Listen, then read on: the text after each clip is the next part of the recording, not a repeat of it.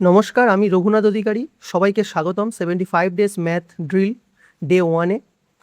রোজ important 10টা math, 10 minute, 10টা chapter. চলো বেশি সময় না নষ্ট করে শুরু করা যাক, ঠিক আছে? দেখো প্রথম ম্যাথটা কি বলেছে। এখানে বলেছে যে এ একটা কাজ 20 দিনে, বি ওই একই কাজ 30 দিনে করে। বলছে তারা একসাথে 6 দিন কাজ করার পরে বি চলে গেল, বাকি কাজ এ একা কত দিনে শেষ করবে? ঠিক আছে, তো দেখো কিভাবে করব। এ একটা কাজ করে 20 দিনে, বি ওই কাজটা করে 30 দিনে। তাহলে মোট কাজ কত? এদের লসাগুটা সেটা হচ্ছে 60। তাহলে এর এফিসিয়েন্সি হচ্ছে 3 আর বির এফিসিয়েন্সি হচ্ছে 2। বলেছে দুজন মিলে একসাথে করেছে, তাহলে দুজনের মিলে মিলিত এফিসিয়েন্সি কত? 3 আর 2 আর 5। কতদিন কাজ করেছে? 6 দিন কাজ করেছে। তাহলে মোট কাজ কত হবে? 30। তার মানে দুজন মিলে 6 দিনে মোট 30 ইউনিট কাজ করে দিয়েছে। মোট কাজ ছিল 60 ইউনিট। 60 ইউনিট থেকে যদি 30 ইউনিট বাদ দিই তাহলে পড়ে থাকে 30 ইউনিট। এই কাজটা বাকি আছে এখন। এবারে বলেছে এই যে বাকি কাজটা এ একা কত দিনে করবে, তাহলে এই 30 ইউনিট কাজ এ একা কত দিনে করবে? তাহলে এর এফিসিয়েন্সি দিয়ে ভাগ করে দেবো। তাহলে 30 ডিভাইডেড বাই 3 মানে 10 দিনে করবে, তাই তো? মানে option C is the correct answer. চলো নেক্সট। দুয়েরটা কি বলেছে দেখো। বলেছে কোনো জিনিস 15% লাভে 230 টাকায় বিক্রি করা হয়, 20% ক্ষতি হলে তাহলে বিক্রয় মূল্য কত হবে? ঠিক আছে, মানে একটা কোনো জিনিস ছিল যেটা যদি আমি 230 টাকায় বিক্রি করি তাহলে 15% লাভ হচ্ছে, তাহলে জিনিসটা ক্রয় মূল্য কত? জিনিসটা ক্রয় মূল্য হলো 230 ইন্টু, দেখো 15% লাভ হওয়া মানে জিনিসটার বিক্রয় মূল্য ছিল 115 আর ক্রয় মূল্য নিশ্চয়ই 100। যেটা জানি সেটা নিচে, যেটা জানতে চাই সেটা উপরে। তাহলে এটা হয়ে গেল আমার জিনিসটার ক্রয় মূল্য। এবার এই ক্রয় মূল্যের ওপর 20% ক্ষতি হয়েছে, তার মানে কত টাকায় বিক্রি করেছে? 20% ক্ষতি মানে 80 টাকায় বিক্রি করেছে, তাই না? 80/100। তাহলে এটা আমি সলভ করলে উত্তর পেয়ে যাব, তাই তো? যদি তুমি এটা 5 দিয়ে কাটো, 5 দোকানে 10, 3 5 15, 5 16 80, তাহলে কত হচ্ছে? 160 টাকা, তাই তো? মানে option A is the correct answer. চলো নেক্সট। কি বলেছে দেখো। বলেছে একটি ট্রেন 54 কিমি/আওয়ার বেগে চলছে। ট্রেনটি 240 মিটার লম্বা প্ল্যাটফর্ম 30 সেকেন্ডে অতিক্রম করে। তাহলে ট্রেনটির দৈর্ঘ্য কত? ঠিক আছে, তো দেখো ট্রেনটির স্পিড কি বলেছে? 54 কিমি/আওয়ার। ঠিক আছে, তাহলে ট্রেনটি যদি 30 সেকেন্ড চলে তাহলে সে কতটা দূরত্ব অতিক্রম করবে? 54 কিমি/আওয়ারটাকে তার আগে আমাকে মিটার পার সেকেন্ডে নিয়ে যেতে হবে। তাহলে কী করবো? 54 মিটার পার সেকেন্ডে যেতে গেলে কী হয়? 5/18 দিয়ে গুণ করতে হয়। 3 × 8 = 54, মানে 3 × 5 = 15 মিটার পার সেকেন্ড, তাই তো? এবার এই 15 মিটার পার সেকেন্ড বেগে সে যদি 30 সেকেন্ড চলে তাহলে কতটা পথ অতিক্রম করবে? 15 মিটার পার সেকেন্ড ইন্টু 30, তাই না? তোমার স্পিড ইন্টু টাইম করলে ডিস্টেন্স পাবো। সব মিলিয়ে সে 450 মিটার পথ অতিক্রম করবে, তাই না? এবারে দেখো বলেছে একটা ট্রেন 240 মিটার লম্বা প্ল্যাটফর্ম। তাহলে একটা ট্রেন যখন প্ল্যাটফর্ম অতিক্রম করে তখন তো সে আর নিজের দৈর্ঘ্য প্লাস প্ল্যাটফর্মের দৈর্ঘ্য, দুটো দৈর্ঘ্যই কভার করে, তাই না? তাহলে এই দুটো দৈর্ঘ্য মিলেই তো এটা। তাহলে এখানে যদি আমার 240 যদি প্ল্যাটফর্মের দৈর্ঘ্য হয় তাহলে ট্রেনের দৈর্ঘ্য কত হবে? বাকি যেটুকু পড়ে থাকে মানে 210। তাহলে এটা হয়ে যাবে উত্তর, ট্রেনের দৈর্ঘ্য মানে 210 হয়ে যাবে কারেক্ট আনসার। ঠিক আছে, আচ্ছা নেক্সট চলো। দেখো এটা একটা বীজগণিতের অঙ্ক। এখানে কি বলেছে? বলেছে যে a + b + c = 9 এবং ab + bc + ca এটা সমান 20। তাহলে a² + b² + c² এর মান কত? তাহলে তুমি আমাকে বলো যে এই যে জিনিসটা, আমি এই জিনিসটা, এই জিনিসটা আর এই জিনিসটা কোন সূত্রে তিনটেকে একসাথে পাই? সেই সূত্রটা হচ্ছে কি আমরা জানি, একটা সাধারণ সূত্র a + b + c, এটার পুরোটার হোল স্কোয়ার। এই সূত্রটা কি হয়? সূত্রটা হচ্ছে a² + b² + c² plus tries of ab + bc + c। এটাই। তাহলে দেখো a + b + c এইটার মান হচ্ছে 9, তাহলে a স্কোয়ার করলে কত হবে? এটা 81 হবে। সমান সমান এইটুকুর মান আমার বার করতে দিয়েছে, তাই না? তাহলে এটাকে আমি এক্স ধরে নিচ্ছি, এইটুকুর মান বার করতে বলেছে। প্লাস 2 ইন্টু এইটুকুর মান দেয়া আছে, কত দেয়া আছে? 20। 20, তাহলে 20 দোকানে 40, এটা প্লাস 40, এদিকে গেলে কী হয়ে যাবে? -40 হয়ে যাবে। তাহলে এক্সের মান কী পাবো? এটা জাস্ট বিয়োগ করে দিলে যেটা উত্তর হবে মানে 41। 41 is the correct answer, the option A. ঠিক আছে, চলো নেক্সট। পাঁচেরটা দেখো কি বলেছে। বলেছে চক্রবৃদ্ধি সুদে কোনো টাকা 2 বছরে এত টাকা এবং 3 বছরে এত টাকা হয়, তাই না? তাহলে জানতে চাইছে যে সুদের হার কত। তো দেখো 2 বছরে এত টাকা আর 3 বছরে এত টাকা চক্রবৃদ্ধি সুদে, তাহলে কীভাবে করব? তুমি একটা জিনিস আমাকে বলো যে 2 বছর যখন ছিল তখন আমার টাকা ছিল 2420, আর 3 বছর যখন হলো তখন টাকাটা হলো 2662।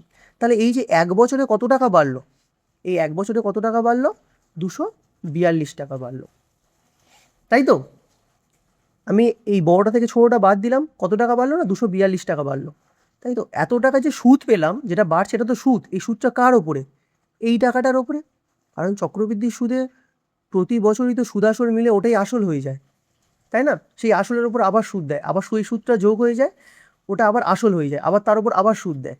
তাহলে আমি দেখতে পাচ্ছি যে এই 2 বছর থেকে 3 বছরের মাথায় এত টাকা সুদ পেয়েছি। এই সুদটা কোন টাকার ওপরে?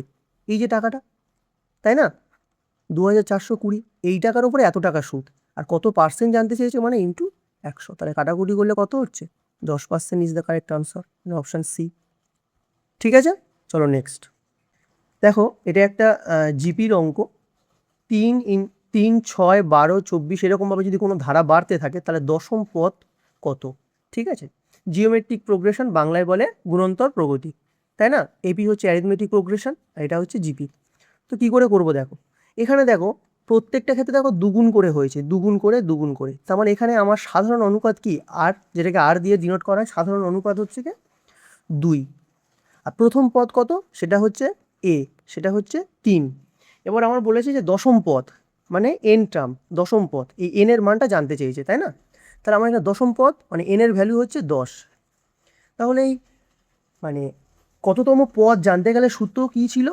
সূত্রটা ছিল এ ইন্টু 2n-1, তাই তো? তাহলে এ হচ্ছে প্রথম পদ, প্রথম পদটা লিখবো, ইন্টু 2n এর ভ্যালু 10 - 1 করলে কত হবে? 9 হবে, তাই তো? তাই 3 ইন্টু 2^9। দেখো 2×10 এর ভ্যালু আমরা জানি 1024, তাহলে 9 এর ভ্যালু কত হবে? 512 হবে। তাই এটা যদি আমি গুণ করি উত্তর পেয়ে যাবো 3 × 6, ইউনিট ডিজিট একটা শুধুমাত্র এখানেই আছে। ঠিক আছে, ব্যাস, চলো নেক্সট। দেখো 7-এর দাগেরটা কি বলেছে? বলেছে যে একটা বৃত্তের ব্যাসার্ধ 20% বাড়ানো হলে ক্ষেত্রফল শতকরা কত বাড়বে। ঠিক আছে, এটা একটা পার্সেন্টেজের অঙ্ক, আর এটা হচ্ছে সাকসেসিভ পার্সেন্টেজের অঙ্ক, তাই না? দেখো ব্যাসার্ধ, ক্ষেত্রফলের সূত্র কি? পাই আর স্কোয়ার, তাই না? মানে আর এটা দুবার হবে, তাই তো? তাহলে এখানে এক্ষেত্রে আমি কি লাগাবো? 20%টা দুবার বাড়বে, 20% মানে কত? 1/5, তাই তো? তার মানে 5 থেকে 6 হবে। আগে আর যদি 5 হয়, এখন আর 6 হবে, এরকম দুবার হবে। আর স্কোয়ার মানে দুবার হবে। তাহলে আগে কত ছিল সূত্রটা? আগে ক্ষেত্রফল ছিল যে 25, আর এখন ক্ষেত্রফল হচ্ছে 36, তাই তো? পাই তো দুটো ক্ষেত্রেই ছিল, এখানেও পাই ছিল, এখানেও পাই ছিল, তাহলে পাই পাই কেটে যাবে। তাহলে 25 থেকে 36 মানে কত বাড়ছে? বলবে 11 বাড়ছে। কত থেকে? বলবে 25 থেকে। আর কত পার্সেন্ট জানতে চেয়েছে, তাই তো? তাহলে কত হচ্ছে? 4, 11, 44% বৃদ্ধি পাবে, মানে option B is the correct answer. ঠিক আছে, চলো নেক্সট। দেখো একটা ত্রিকোণমিতির খুব সুন্দর অঙ্ক। Sine square 25° plus sine square 65°-র মান কত হবে? ঠিক আছে, তো দেখো তুমি এই যে সাইন স্কোয়ার 65, এটাকে তুমি কসে যদি cos 25-এ নিয়ে যেতে পারো, তাহলে তুমি কিন্তু জানো যে sign square theta plus cos square theta equal to 1। তাহলে এটা কি কোনোভাবে cos 25-এ নিয়ে যাওয়া যায়? দেখো কীভাবে। বলবে হ্যাঁ নিয়ে যাওয়া যায়। সেটাকে কীভাবে লিখবে? লিখবে সাইন স্কোয়ার 65টাকে তুমি যদি 90° মাইনাস 25° বলতে পারো। 90 থেকে 25 বাদ দিলে তো 65ই হবে, তাই না? তাহলে সাইন 90° মাইনাস থিটা মানে কি? সাইন 90° মাইনাস থিটা মানে তো কস থিটা, মানে cos 25°। এখানে সাইন স্কোয়ার ছিল, এটা কস স্কোয়ার হবে। ঠিক আছে, তার মানে এইটা যা, এটাও তাই। এবারে তুমি দেখো এখানে কি ছিল তোমার? এখানে ছিল সাইন স্কোয়ার 25°, আর এখানে তোমার এলো কস স্কোয়ার 25°। তার মানে কি sine square theta plus cos square theta equal to 1, মানে option C is the correct answer. ঠিক আছে, চলো নেক্সট। কি বলেছে? বলেছে যে একটি মিশ্রণে দুধ ও জলের অনুপাত 5:2। মিশ্রণে 40 লিটার দুধ আছে, ওই মিশ্রণটাতে দুধ আছে, মিশ্রণে মোট 40 লিটার দুধ আছে। বলেছে আরও কত লিটার জল মেশালে অনুপাত 2:1 হবে। ঠিক আছে, তো কী করে করবো? দেখো মিশ্রণে কী আছে? মিল্ক আর ওয়াটার। কি অনুপাতে আছে? 5:2 অনুপাতে আছে।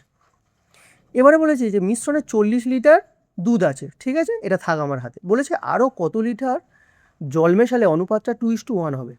অনুপাত এখন নতুন অনুপাত কী হবে? 2:1, তাই না? কি মেশাবো? জল। দুধ তো মেশাবো না, তাহলে দুধ কেন পরিবর্তন হবে?